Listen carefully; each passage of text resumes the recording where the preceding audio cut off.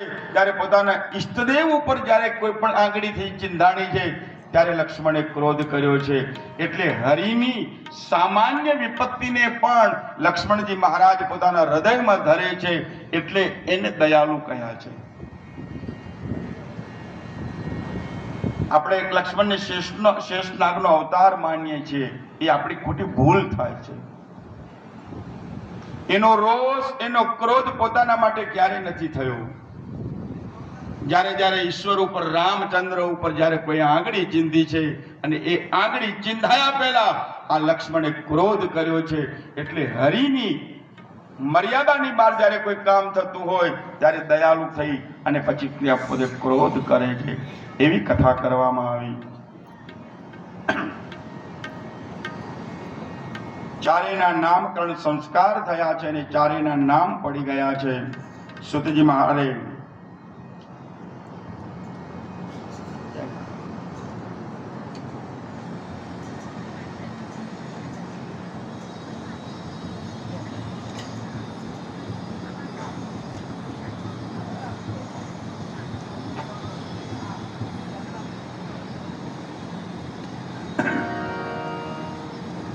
बोलिए रामचंद्र भगवान की। तुलसीदासजी महाराज के आचार्यના નામકરણ સંસ્કાર થયા છે. વશિષ્ઠ મુનિના આધારે નામકરણ, ઋષિ તમારું નામ પાડે ને તો એ નામ તમારા જીવનની અંદર રોશન થાય છે. કારણ કે એવા નામ પડતા હતા કે જેની અંદર અર્થ હોય, જેની અંદર સંસ્કૃતિ સમાયેલી હોય. આ ચંટુન, મંટુન, પિન્ટુ એવા કઈ નામ પડતા નહોતા. નામ તમારા જીવનની અંદર સંસ્કૃતિનો અર્થ કરતું હોય, અનર્થ ન કરતું હોય, એવા નામ વડે જગતની અંદર રામ, ભરત, લક્ષ્મણ અને શત્રુઘ્ન આ ચારેયના નામકરણ સંસ્કાર કરી અને પછી વશિષ્ઠ મુનિએ આશીર્વાદ આપ્યા. યુગ યુગ રાજ કરો, યુગ યુગ રાજ કરો, યુગ યુગ રાજ કરો, युग युग राज करो.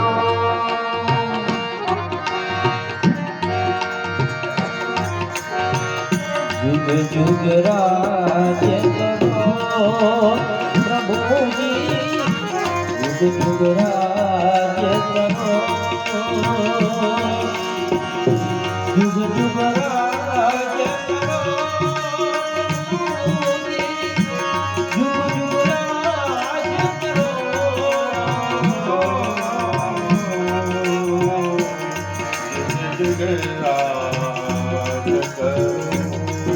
वशिष्ठ मुनि आशीर्वाद आप्या. शतं जीवेम शरदः, शतं प्रब्रवाम शरदः, शतमदीनाः श्याम शरदः, शतं भूयश्च शरदः शतादु. हे राजन दशरथ, આપણા દીકરાઓ ચારે ચાર અતિ વેદાધ્યાયની અંદર, વિદ્યાધ્યાયની અંદર ખૂબ જ તેજસ્વી બને, તમામ વિદ્યાઓને પોતે પ્રાપ્ત કરે, ધર્મની રક્ષા કરે, ગૌ બ્રાહ્મણ પ્રતિપાલ બને અને જગતની અંદર યુગ યુગ પર્યંત સુધી પોતે રાજ કરે. એટલે આજ દિન સુધી રામ રાજ્યની માગણી કરીએ છીએ. આપણે આજે પણ રામ રાજ્યની માગણી કરીએ છીએ. બાકી આ જગતની અંદર સતયુગ, દ્વાપર, ત્રેતા ઘણા રાજાઓ થયા અને કલિયુગ કેટલાય આવીને ગયા, છતાંય પણ રામ જેવો રાજા આ જગતની અંદર કોઈને હજુ સુધી મળ્યો નથી. એટલા માટે રામ રાજ્યની આપણે વાત કરીએ છીએ કે રામ રાજ્ય પાછું આવે, પણ વાતોથી ના આવે. રામત્વ જીવનમાં આવે તો આવે. રામત્વ રામની વાતોથી ના આવે, રામત્વથી રામ રાજ્ય આવે. અને રામત્વથી રામ રાજ્ય લાવવા માટે આપણા બધા પ્રયાસો થઈ રહ્યા છે. માટે વશિષ્ઠ મુનિએ યુગ યુગ સુધી, હે રામ, તમને જગતમાં ભૂલાય ને એવું સુંદર રાજ્ય કરો. આ વશિષ્ઠ મુનિએ ત્યાં, આમ તો પદ અમારું વૈષ્ણવ સંપ્રદાયનું આ પદ છે. પછી ભગવાનના નામકરણ સંસ્કાર થયા છે. ઈશ્વર શિશુ લીલા એટલે બાળ લીલા કરવા લાગ્યા છે. બાળ લીલા ભગવાનની છે. બાળ ચરિત્ર અતિ જેમ કે કૃષ્ણનું બાલ ચરિત્ર છે એવું ને એવું ભગવાન આ રામજીનું પણ બાલ ચરિત્ર તુલસીદાસજી મહારાજે ગાયું છે. એક વખત પ્રભુને પલ્લામાં પહોંચાડ્યા છે. કોણે? મા ભગવતી કૌશલ્યાએ. અને ઈશ્વર પલ્લામાં પહોંચ્યા છે અને પલ્લામાં પહોંચેલા પરમાત્માને પોતે હાલરડા ગાઈ રહ્યા છે. અને પ્રભુ ત્યાં પલ્લામાં શયન કરે છે. મા કૌશલ્યા આ બાજુ કૈકેયી, આ બાજુ સુમિત્રા ભગવાનને પલ્લામાં પહોંચાડી હાલરડા ગાય છે.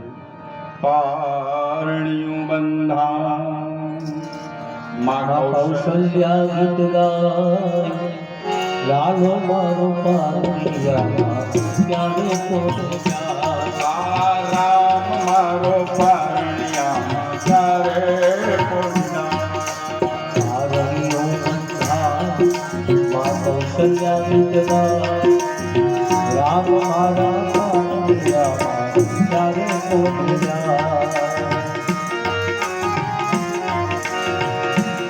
હું તો છું કે જલ્દી આવે એને કોઈ રમાડવા